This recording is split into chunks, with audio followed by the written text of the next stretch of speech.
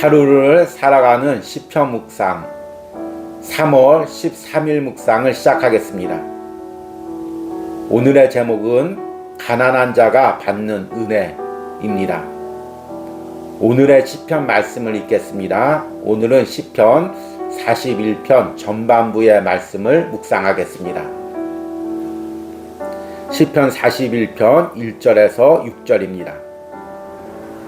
가난한 자를 보살피는 자에게 복이 있으며 재앙의 날에 여호와께서 그를 건지시리로다. 여호와께서 그를 지키사 살게 하시리니 그가 이 세상에서 복을 받을 것이라. 주여 그를 그 원수들의 뜻에 맡기지 마소서.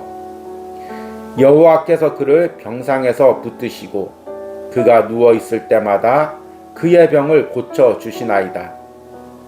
내가 말하기를 여호와여 내게 은혜를 베푸소서. 내가 주께 범죄하였사오니 나를 고치소서 하였나이다. 나의 원수가 내게 대하여 악담하기를 그가 어느 때나 죽고 그의 이름이 언제나 없어질까 하며 나를 보러 와서는 거짓을 말하고 그의 중심에 악을 쌓았다가 나가서는 이를 널리 선포하오며. 아멘. 오늘의 시편 묵상입니다. 기독교 역사에서 항상 반복되는 패턴이 있습니다. 어떤 국가나 사회에서 처음 기독교가 전파될 때 그리스도인은 항상 소수자의 입장에서 시작됩니다. 그래서 그들은 세상의 핍박과 조롱을 당합니다. 그러기에 그들은 가난한 심령으로 눈물로 기도하며 주님께 나갑니다. 그럴 때 주님은 그들에게 은혜를 부어주십니다. 그렇게 은혜를 누리다 보면 어느새 그들은 사회의 주도권을 가지게 됩니다. 그러면 소수자의 입장에서 다수자의 입장에 서게 됩니다. 자신만의 그룹을 만들고 자신의 그룹 밖의 사람들을 핍박하게 됩니다. 핍박받는 자의 입장에서 핍박하는 자의 입장으로 바뀌게 되는 것입니다. 그러면 그들의 그룹 안에서부터 부패가 시작됩니다. 그로 인해 은혜가 사라지고 다시금 낮은 자의 입장으로 떨어지게 됩니다. 이것이 2000년간 반복된 기독교의 역사입니다. 결국 신앙 안에서는 가난한 자의 입장에 서 있는 것이 복이 있는 자가 되는 것입니다. 시편 1권을 묵상하면 유독 가난한 자와 복이 있는 자라는 단어가 반복됩니다. 시편 1권의 마지막 시편인 41편에서도 마찬가지입니다. 41편에서는 가난한 자의 입장에 서서 그들을 돌보는 자가 복이 있는 자라고 말합니다. 가난한 자를 보살피는 자에게 복이 있으며 여호와께서 그를 지키사 살게 하시리니 그가 이 세상에서 복을 받을 것이라. 하나님께서 이런 자들을 환난 날에 구해 주실 것이라고 기도합니다. 이 시편을 쓸 당시 다윗은 시편 38편부터의 연속선상에 서 있습니다. 지금 다윗은 대적들에게 쫓기고 병이 들어 있습니다. 다시 가난한 자의 입장으로 내려오게 된 것입니다. 그럼에도 다윗은 소망으로 기도합니다. 지금 가난한 자의 입장에서 주님께 더 가까이 가서 그분의 은혜를 받을 기회임을 알기 때문입니다. 세상에서는 어떻게든 높은 위치에 올라가서 자신보다 낮은 위치에 있는 사람을 무시하는 것을 복이 있는 삶이라고 생각합니다. 그러나 신앙 안에서는 낮은 위치에서 가난한 사람들과 함께 아파하고 울 수 있는 심령을 가진 사람이 복이 있는 사람입니다. 그런 사람들은 주님이 주시는 은혜를 담을 심령을 가지고 있는 사람들이기 때문입니다. 지금 내 삶에서 어느 종류의 가난을 경험하고 있습니까? 자신의 가난한 부분을 비관하지 마시기 바랍니다. 내 생애에서 이 부분에 은혜를 받을 수 있는 가장 소중한 시기를 지금 내가 지나고 있을 수 있습니다. 이 부분을 가지고 가난한 심령으로 주님 앞에 나가시기 바랍니다. 주님께서 여러분의 가난한 심령에 은혜를 부어 주실 것입니다. 아멘. 오늘의 시편 해석과 적용입니다. 오늘과 내일은 시편 1권의 마지막 시편인 41편을 묵상하도록 하겠습니다. 내일이면 어느덧 시편 1권의 묵상도 마무리가 됩니다. 시편 1권에는 유독 다윗의 개인 탄식시가 많이 나와 있습니다. 다윗이 젊은 날에 사울왕에게 쫓길 때, 또 노년에 아들 압살롬의 반란으로 인해 쫓길 때, 그리고 그 과정에서 사람들에게 비난을 받을 때 그 아픔을 하나님께 가지고 나가며 기도하는 내용들이 많이 나오고 있습니다. 특히 시편 38편부터 오늘 읽은 시편 41편은 다 연속선상에 있습니다. 이 시기가 다윗이 노년에 압살롬의 반란에 쫓겼을 때, 또 육신적으로 연약함을 겪었을 때, 대적들의 공격을 받았을 때 하나님께 아뢰는 기도로 되어 있습니다. 그래서 시편 38편과 41편에는 다윗이 자신의 죄 가운데 육체의 아픔, 죽을 병에 걸린 위기에서 하나님께 드리는 기도의 내용들이 계속해서 언급됩니다. 그런데 이 과정에서 다윗은 다시금 자신이 젊은 날에 그 가난한 자의 심령으로 돌아가는 것입니다. 다윗은 처음부터 하나님 앞에 가난한 자였습니다. 목동이었고 아무런 정치적 수단과 능력이 없었습니다. 사울왕한테 광야에서 쫓기며 하루하루 근근히 생명을 유지해 나가고 있었습니다. 할 수 있는 것이라곤 하나님께 무릎 꿇고 살려달라고 기도하는 것뿐이었습니다. 가난한 심령으로 매일 하나님 앞에 나온 것입니다. 그래서 하나님께서 다윗에게 은혜를 부어주시고 또 이스라엘의 왕으로 올려주셨습니다. 그런데 왕이 되다 보니 아무리 조심하려고 해도 또 그 위치가 사람을 만들기 때문에 교만해지게 되고 또 높아지게 되고 또 아무렇지 않게 밧세바를 범하는 죄를 저지르게 됩니다. 그로 인해서 이제 하나님의 징계를 받고 다시금 낮은 자의 입장으로 떨어졌습니다. 그 낮은 자의 입장에서 다윗은 가난한 자의 심령으로 하나님께 기도하며 나가는 것입니다. 1절과 2절 말씀을 보니까 가난한 자를 보살피는 자에게 복이 있으며 재앙의 날에 여호와께서 그를 건지시리로다. 여호와께서 그를 지키사 살게 하시리니 그가 이 세상에서 복을 받을 것이라. 주여 그를 그 원수들의 뜻에 맡기지 마소서. 오늘 기도에서는 가난한 자를 직접 자신이라고 언급하지 않고 가난한 자를 보살피는 자라고 이야기하고 있습니다. 여기서 가난한 자라는 것은 여러 번 언급했지만 물질적으로 가난하다는 의미를 뛰어넘어서 영적으로 가난하다는 것입니다. 세상에서는 물질적으로 부유한 사람, 높은 위치에 있는 사람을 중요하게 여깁니다. 그러나 신앙 안에서는 가난한 심령으로 하나님께 기도하는 사람, 이 사람이 매우 귀한 사람입니다. 여러분들의 가정에서, 교회에서, 또 국가에서 이 가난한 심령으로 기도하는 자들이 있기 때문에 가정이 살고 교회가 세워지고 국가가 살아가고 있는 것입니다.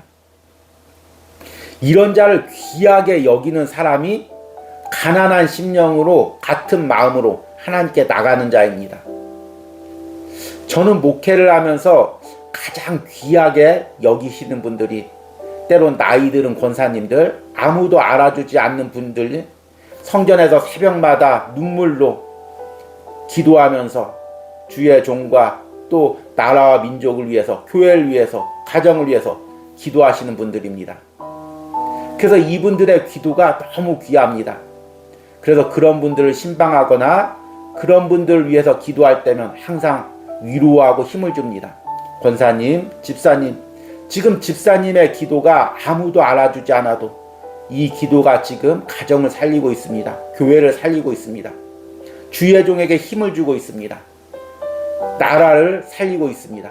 이렇게 이야기합니다. 이렇게 가난한 자를 영적으로 보살피는 것, 귀하게 여기는 것, 이것이 하나님께 복을 누리는 사람이고 이 사람이 가난한 심령으로 하나님께 나오는 사람이라는 것입니다. 다윗은 지금 다시금 가난한 자의 입장에 떨어져서 그 예전에 자기가 가난한 자를 보살폈던 그것을 하나님께 아뢰고 기도하면서 하나님, 이런 가난한 자를 보살피는 자가 세상에서 멸망당하지 않게 하시고 오늘 말씀처럼 그런 자를 원수들의 뜻에 맡기지 마시옵소서, 이렇게 기도하고 있는 것입니다. 그리고 3절에 자신의 육체적 연약함을 기도합니다. 여호와께서 그를 병상에서 붙드시고 그가 누워있을 때마다 그의 병을 고쳐주시나이다. 내가 말하기를 여호와여 내게 은혜를 베푸소서, 내가 주께 범죄하였사오니 나를 고치소서 하였나이다. 지금 다윗은 육체적으로 병이 들고 또 대적들에게 핍박을 당하고 있습니다. 이 시기에 다시 낙담하는 것이 아니라 다시금 그 예전에 젊은 날에 그 가난한 자의 심령으로 하나님께 기도하고 있는 것입니다. 다윗은 자신이 젊은 날에 가난한 자의 심령으로 기도할 때 하나님이 자신에게 어떤 은혜를 주시는지를 경험했었습니다. 왕의 위치에 있은 후에 잠시 그것을 잊었습니다. 그러나 다시금 왕의 위치에서 내려와서 육신이 병들었을 때, 다시금 가난한 자의 입장에 떨어졌을 때 그 가난한 자들에게 주시는 은혜를 기억하고 가난한 자의 입장에서 하나님께 기도하는 것입니다. 이것이 바로 우리가 하나님 앞에 드려야 될 기도입니다. 앞에서 시편 묵상에서 기독교 역사를 언급했습니다. 항상 기독교인들은 낮은 자의 입장에서, 핍박받는 자의 입장에서 있었습니다. 그러면 하나님께서 은혜를 부어주십니다. 우리나라 초창기 때도 얼마나 이런 일들이 많이 있었습니까? 저도 어린 시절 교회에 가면 항상 교회에서 눈물을 흘리며 아픔으로 기도하던 그 어머니 또래 권사님들의 모습이 아직도 눈에 선합니다. 그렇게 눈물로 기도해서 하나님께서 그 가정에 자녀들에게 은혜를 주셨습니다. 그런데 인간이 참 간사해서 또 이제 하나님의 은혜를 받고 사회적으로 평안하게 되면 그 가난한 자의 심령을 잊어버리게 됩니다. 자신보다 물질적으로 없는 사람, 또 배우지 못한 사람들 무시하고 비판하고 세상 사람들처럼 높은 위치에 서게 됩니다. 그러면 기독교 역사상에서 항상 부패가 일어나고 타락이 일어나고 하나님의 은혜가 떠나갑니다. 그래서 교회가 다시금 쇠약해지고 기독교인들이 다시금 핍박받는 가난한 자의 입장으로 돌아가게 되는 것입니다. 그러면 기독교인들은 항상 가난하게 살아야 될까요? 그건 아니죠. 하나님이 내게 물질의 축복을 주셔도, 높은 위치에 올려주셔도 항상 그곳에서 가난한 자의 심령으로 하나님께 기도하고 자신보다 더 가난한 자를 긍휼히 여기고 그들을 보살필 때 하나님께서 그들을 계속 은혜 가운데 함께 하시는 것입니다. 여러분, 오늘 시편을 묵상하면서 내가 다윗과 같이 가난한 자의 심령을 가지고 있는지 묵상해 보시기 바랍니다. 자칫 하나님이 주신 복을 누리면서 나도 모르는 사이에 교만해지고 높은 자의 위치에 있지 않는지 내 자신을 점검해 보시기 바랍니다. 그러면 은혜가 떠나갈 수밖에 없습니다. 또 여러분들이 여러 가지 핍박과 어려움을 당하고 있다면 그것으로 낙심하지 마시기 바랍니다. 지금이 가난한 자의 심령으로 기도하며 하나님의 은혜를 누릴 수 있는 가장 소중한 시기입니다. 저도 마찬가지입니다. 지금 온유하우스에서 목회하는 이 시기가 세상 사람들의 시각에서 보았을 때는 가난한 자의 위치에 있는 것입니다. 그런데 이 시기에 하나님께서 제게 얼마나 많은 풍성한 은혜를 베풀어 주시는지 말이나 글로 다 표현할 수가 없습니다. 내가 가난한 자의 위치에서 가난한 심령으로 기도할 때 하나님께서 내게 너무나 많은 은혜를 주시는 것입니다. 여러분은 지금 어떤 가난한 자의 입장에 있습니까? 이것을 비관하거나 낙담하지 말고 지금 이 시기에 이 심령에 하나님께서 주실 은혜를 기대하고 사모하며 기도하시길 바랍니다. 오늘의 기도문 드리기입니다. 지금 내 삶에서 가난한 부분은 무엇입니까? 이로 인해 내가 비관하고 있는 부분은 무엇입니까? 오늘 시편 묵상을 통해 내 가난한 부분을 가지고 주님 앞으로 나가서 이 부분에서 주님이 주시는 은혜를 받으시기 바랍니다. 우리 함께 기도하시겠습니다. 가난한 자를 보살피는 자에게 복이 있으며 재앙의 날에 여호와께서 그를 건지시리로다. 여호와께서 그를 지키사 살게 하시리니 그가 이 세상에서 복을 받을 것이라. 주여 그를 원수들의 뜻에 맡기지 마소서. 주님, 가난한 자를 보살피는 자, 가난한 심령으로 주님 앞에 나가는 자, 그런 자를 여호와께서 지키사 살게 하신다고 말씀하고 있습니다. 주님, 나를 살게 하여 주시옵소서. 주님, 가난한 심령으로 주님께 나오는 영혼들 살게 하여 주시옵소서. 세상에서 어떤 핍박을 당할지라도, 세상에서 어떤 어려움을 당할지라도 가난한 심령으로 매 순간 주님 앞에 나갈 때 주님, 세상이 줄 수 없는 은혜와 위로를 그들에게 부어 주시옵소서. 무엇보다도 하나님, 어떤 내가 은혜를 누리더라도, 주님이 주시는 어떤 복을 누리더라도 항상 내 심령만은 가난한 심령으로 주님 앞에 서게 하여 주시옵소서. 주님의 은혜가 없으면 하루도 살아갈 수 없다는 그 심정으로 주님 앞에 나오게 하여 주시옵소서. 그리하여 주님이 주시는 은혜를 풍성하게 누리게 하여 주시옵소서. 이런 은혜가 오늘 하루를 살아가는 시편 묵상을 하는 모든 심령 가운데 있기를 원합니다. 예수님의 이름으로 기도했습니다.